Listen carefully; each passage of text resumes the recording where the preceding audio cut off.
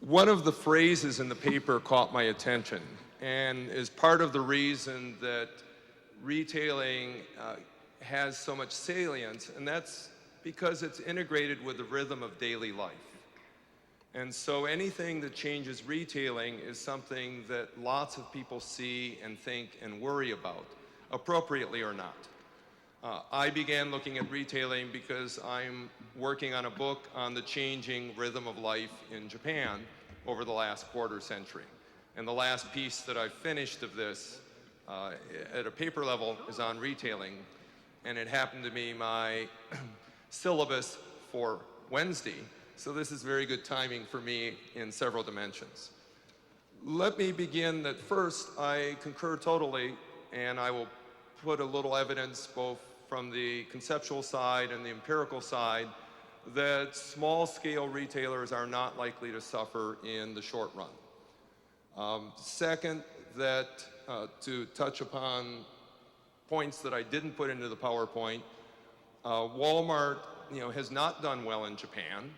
So there was certainly fear of foreign investment in Japan, but Walmart, Tesco, Metro, and Carrefour have all either failed or managed, in Walmart's case, to invest about $8 billion so far and still be losing money. At the same time, several of the large domestic Japanese chains have also gone into bankruptcy. So it's really a very rivalistic industry in which there has been significant innovation, and those who fail to innovate have suffered. Second, that in some ways the paper highlights that in the background the real issue is this intersectoral connection, which we've heard in several contexts so far. So the wholesale and logistics side, and something again that I don't have in the PowerPoint, but the largest sector of manufacturing in Japan is food processing. So retailing and the increase in the variety of goods that will be available, the diversification from the farm side, all of that is interconnected. And so an increase and a change in retailing could feed into an increasingly sophisticated food processing sector, which then could be of benefit to farmers as they try to move away from producing only grains, which looks to me to be a dying sector profit-wise. We didn't hear the word price used in the agricultural discussion, but that seems to me one direction. Okay, so then can we get this linkage being changed? Is it necessary to have a large firm such as a Walmart to drive that institutional change? The creation of better logistics, better wholesaling, or better warehousing, and the like. And then finally, in passing again, is the urban sector really the key?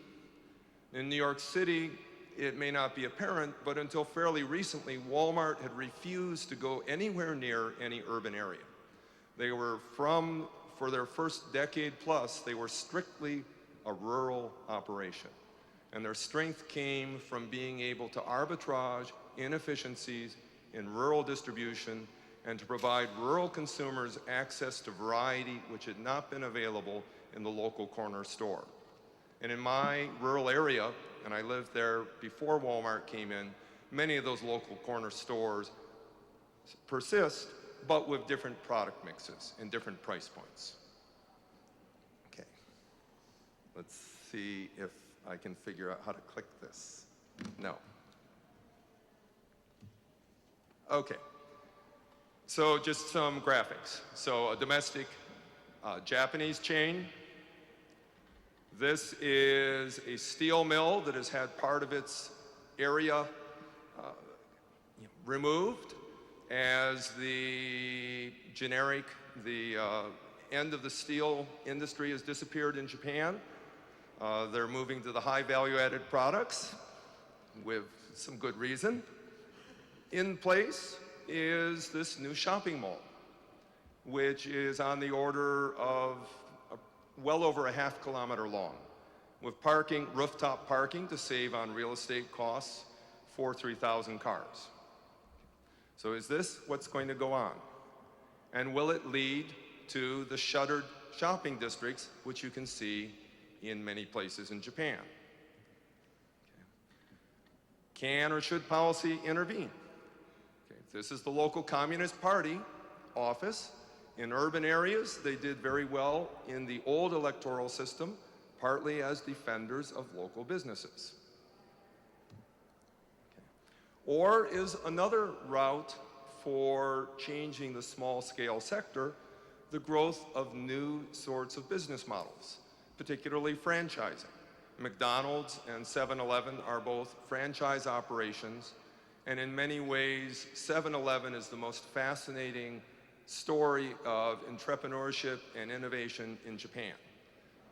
Going back, integrating into the logistics cycle on a prefecture by prefecture basis. They're far and away the largest retailer, but they don't even operate in all of Japan because their key is backwards integration to, in some cases, the producer.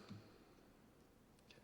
Again, our small stores faded to extinction. And you can see these sorts of scenes, essentially any small town, but not in large cities.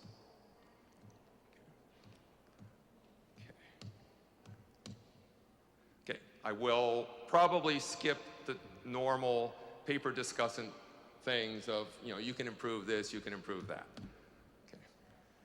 Okay. So when I look at the description of India's retail, it looks quite familiar. Coming to New York City, it looks quite familiar.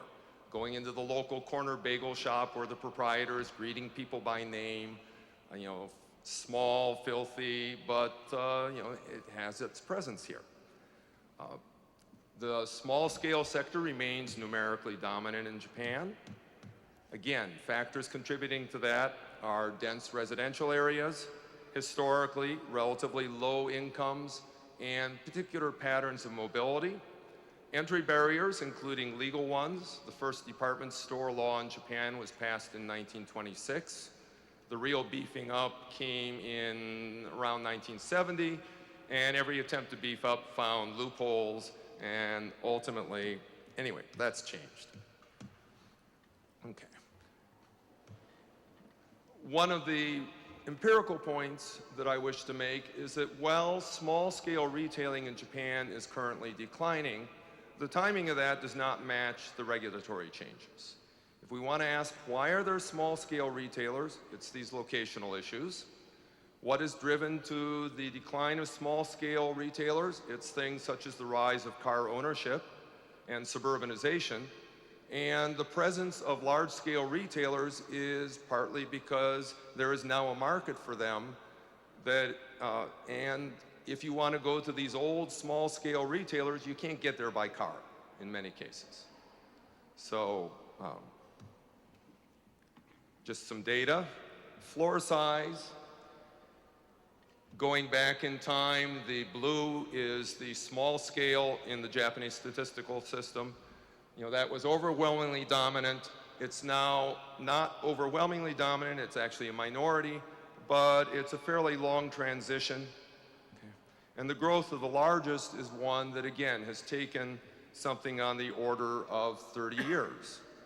So even if there is change, it's not going to be collapse. It's going to be in your children's lifetime, not yours, perhaps. So don't worry. Well, the three laws of retailing, approaching this, having read lots of this literature and not as a narrow economist, the first law is location. Where are you physically? We've had that story. Location, where are you price segment-wise?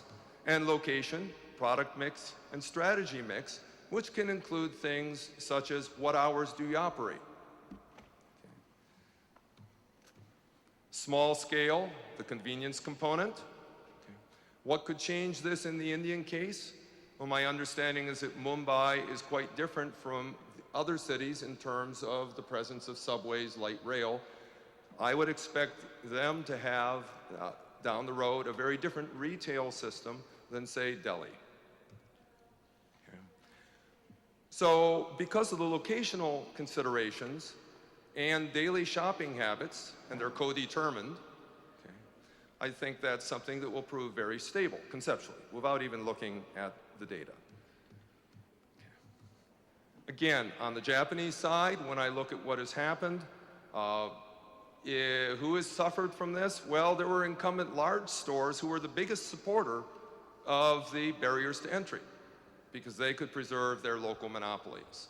What happened when large stores could enter, when they could open, the regulations in Japan were in the form of physical size of a new establishment.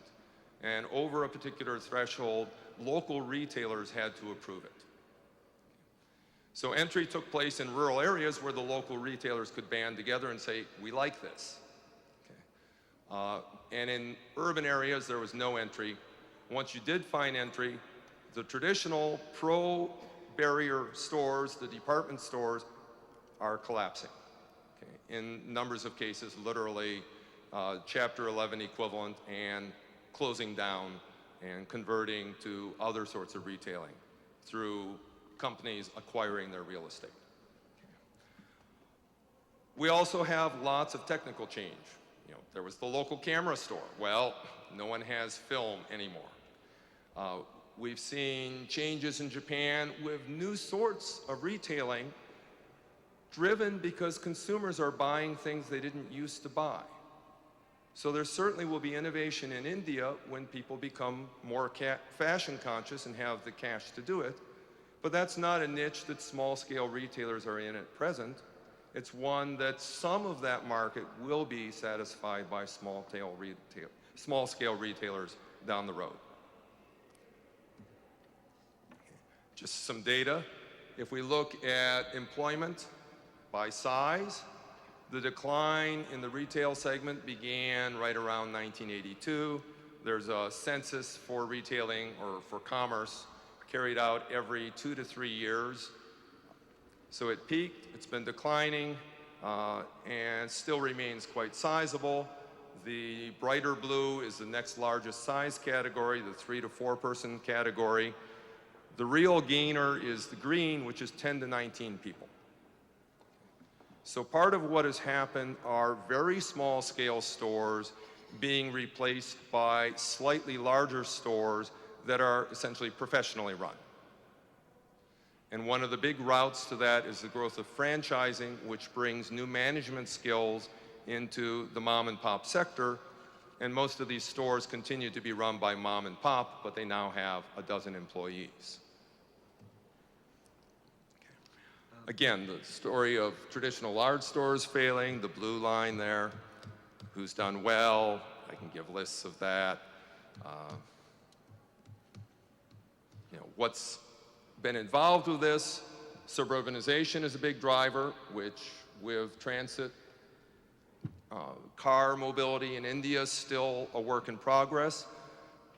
There may be no room for this. Real estate costs are a very big factor in retail choice. And in the background, again, wholesaling, logistics, but no time to talk about that. So will retailing be a way to create these linkages, to bring efficiencies into the wholesale sector, to get rid of the mounds of rotting vegetables?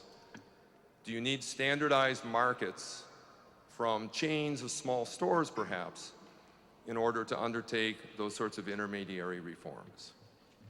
And then I have some other things of how you could bring inventory control, statistical techniques, and how you can bring trade theory to refine some of these questions and focus on welfare issues.